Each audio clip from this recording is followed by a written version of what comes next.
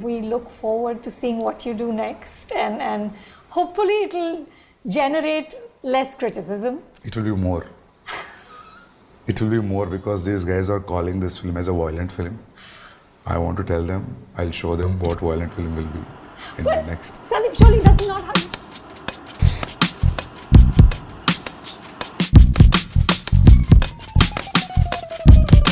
Animal का trailer देखा था तो मैं थोड़ा सा पागल हो गया था, टू वेरी ऑनेस्ट सटिया गया था मैं। जो मैंने सोचा था वो तो मुझे मिल गया ट्रेलर से, तो उससे भी कहीं ज़्यादा आगे चले गया संदीप रेड्डी वांगा।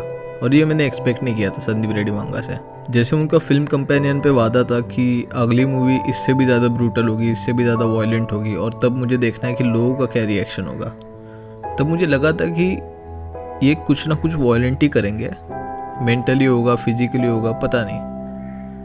बट जितना मैंने ऑब्जर्व किया है ये काफ़ी ज़्यादा मेंटल वायलेंस के बारे में है।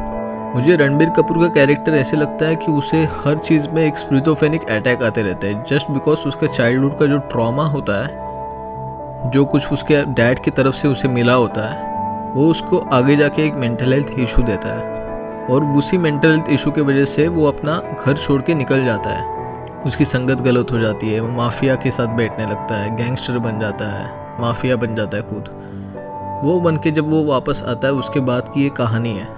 उसके पहले भी दिखाएंगे कि क्या क्या हुआ, पर मेन कहानी जो स्टार्ट होगी वो वापस घर आने के बाद होगी। उसके लाइफ में जो कुछ इफेक्ट हुआ है वो इफेक्ट उसके डैड की तरफ से हुआ है, पर वो अपने डैड को हीरो मानता है, इसलिए वो डैड को क्लियरली बता नहीं सकता कि क्या इश्यूज़ है। ये जो डैडी इश्यूज़ है उसके डैड के साथ, वो डैड को वो ओपनली बोल नहीं सकता, पर वो बोलना भी चाहता है। कभी कभी ऐसा आपका सिचुएशन होता है, आपको कुछ बोलना होता है किसी पर्सन को, आपके करीबी लोग को, पर आपको ये भी होता है कि वो हर्ट ना हो। वो आपके आइडल होते हैं, आप आइडलाइज करते हो उन्हें। आपको पता है कि वो काफ़ी बुरा सलूक कर रहे हैं आपके साथ, आपको पता है वो काफ़ी बुरा सलूक कर रहे हैं आपके साथ, पर आप फिर भी उनको एक मौका देते हो और आप बोलते हो नहीं नहीं, मुझे उनके सामने नहीं बोलना है। ट्रेलर में यही दिखाया गया है। जो अनिल कपूर बोलते हैं, उसके फादर का रोल किया है रणबीर कपूर के, वो जब बोलते हैं कि क्या प्रॉब्लम है, तब जाके वो एक्सप्लेन करते वक्त बोलता है कि वो जो माइकल जैक्सन का कॉन्सर्ट था, मेरे जब 5th स्टैंडर्ड पे था, सारे स्टूडेंट्स गए थे और मुझे आपने नहीं जाने दिया था, या मैं नहीं गया था आपके बर्थडे की वजह से। तब पता है पापा क्या हुआ था? फिर एक काम करो, आप एक गेम खेलो, मैं आपका रोल निभाता हूँ और आप मेरा रोल निभाओ, और मुझे देखना है कि आप कैसे रिएक्ट करते हो। तो रिएक्ट करके बताता है अपने डैडी को कि आप ऐसे थे मेरे साथ, कि कितना वायलेंट थे। मतलब थोड़ा सा एक बच्चा होने का भी सेल्फ डाउट नहीं देना था आपको, सिर्फ अपनी मैस्कुलिनिटी दिखानी थी। और वो इफेक्ट हो के रणबीर को कैसे ग्रोइंग स्टेज में चेंज कर देती है। बेसिकली फिल्म के टाइटल के अनुसार उसे एनिमल बना देती है, एनिमल, अ मॉन्स्टर बेसिकली। इसमें एक रिच फैमिली दिखाई है रणबीर की, जो काफ़ी रिच है। उसके वजह से अपने फादर को जो लुक अप टू करता है बचपन से, फादर के वायलेंस को, वर्बल वायलेंस को, मेंटल वायलेंस को, फिजिकल वायलेंस को सहन करता है। उससे वो गुजर के जब बड़ा होता है, उसके बाद की ये कहानी है कि वो उसको रियल लाइफ में कैसे उसको चेंज कर देता है as person. I think so. मुझे रश्मिका मंदाना का भी शादी वगैरह का सब सीन काफ़ी अरेंज मैरिज टाइप लग रहा है। मुझे उसमें लव मैरिज, लव एंगल नहीं दिख रहा। मुझे नहीं लगता है संदीप रेड्डी वांगा को कोई भी इंटरेस्ट है लव एंगल दिखाने का इस सीन में। क्यों बोल रहा हूँ? क्योंकि ये स्टोरी को अगर एग्जीक्यूट करना हो तो उसके लिए टाइम पीरियड काफ़ी लगेगा, और इस टाइम पीरियड में फालतू का लव स्टोरी अगर घुसेड़ दिया तो मुझे नहीं लगता फिल्म अच्छे से बना पाएंगे। अगर संदीप रेड्डी वांगा जैसा डायरेक्टर हो तो वो बना भी लेगा, यू नेवर नो। पर मुझे नहीं लगता इसमें लव एंगल कहीं से भी रणबीर का होगा। मुझे लगता है रणबीर का एक चाइल्डहुड ट्रॉमा होता है। वो जैसे जैसे बड़ा होते जाता है तो चाइल्डहुड ट्रॉमा उसको हावी करने लगता है, उसे चीज़ें सुनाई देने लगती है, उसको दिखाई देने लगती है। बेसिकली उस मूवी में एक डायलॉग भी है, ट्रेलर में एक डायलॉग भी है, जिसमें रश्मिका बोलते हैं you are fighting with ghosts, मतलब जो नहीं है उनके साथ तू झगड़ा कर रहा है। कोई तेरे साथ है नहीं पर तू उनसे झगड़ रहा है फालतू में। तो बेसिकली इस बीमारी को बोलते हैं स्किज़ोफ्रेनिया। तो बेसिकली मुझको चीज़ें दिखाई दे रही है अभी।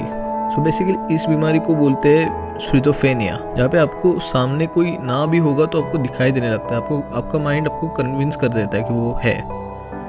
तो मुझे लगता है ये जो म्यूज़िक, अर्जुन वेली, और ये काफ़ी बचपन से उसके कनेक्टेड है रूट्स से।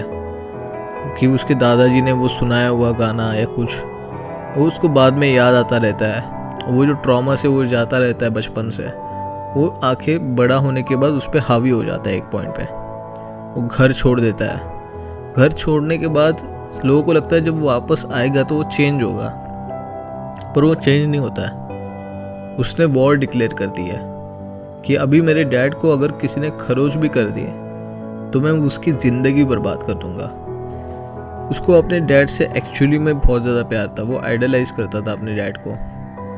जब वो बड़ा होता है तब वो बोलता है अभी डैड लड़ाई नहीं कर सकते, अब डैड हीरो है पर हीरोज़ के पावर थोड़े से डाउन हो चुके हैं, अभी मैं लड़ूंगा डैड के हिसाब से। डैड के हिसाब से मैं सारों के हिसाब ले लूँगा। जहाँ पे एक डोमिनेटिंग फैमिली होती है कि जो रिच फैमिली, सबसे बड़ा रुतबा एंड ऑल, वहाँ पे अपोनेंट्स भी होते हैं। तो उसमें से एक अपोनेंट है बॉबी देओल। तो बॉबी देओल ऐसा मुझे लगता है कि एक म्यूट कैरेक्टर है, डेफ म्यूट कैरेक्टर है। उसकी एंट्री आती है, वो चैलेंज करता है, और वो चैलेंज करता है तब उसमें और रणबीर कपूर में होने वाले फाइट्स। तो इन दोनों में से कौन जीतता है कौन हारता है आगे जाके हमें एंड में पता चलेगा, क्योंकि संदीप रेड्डी वहांगा का क्लाइमैक्स किसी को समझ में नहीं आता। अर्जुन रेड्डी में और कबीर सिंह में सबको लगा था कि क्लाइमैक्स बैड होगा, पर उन्होंने तब भी क्लाइमैक्स बैड नहीं दिया। तो अभी पता नहीं कि इसमें गुड क्लाइमैक्स होने वाला है, हैप्पी एंडिंग होने वाला है, या फिर वर्स्ट में एंडिंग छोड़ने वाले हैं। कुछ लोग बोल रहे हैं कि शायद इसका सीक्वल बनेगा, मुझे नहीं लगता बनना चाहिए। फ्रेंचाइजी बनाने के लिए ये मूवी सही नहीं है, मुझे लगता है एक ही बनानी चाहिए। ओवरवेलमिंग अच्छी है, बहुत सही। ये था मेरा पर्सपेक्टिव इस मूवी के बारे में कि ये कैसे होने वाली है। मुझे लगता है कि मैं काफ़ी हद तक सही हूँ, पर अभी क्या होने वाला है क्या नहीं होने वाला है शायद हमें 1 दिसंबर में ही पता लगेगा, जब हम ये थिएटर्स में देखने जाएंगे। और ऑफ कोर्स ये एक इवेंट होने वाला है, ये फिल्म नहीं होने वाली। So this was the video guys, please hit the like button, share this video, comment down below what you would like to see next. Thank you so much for watching. Sayonara.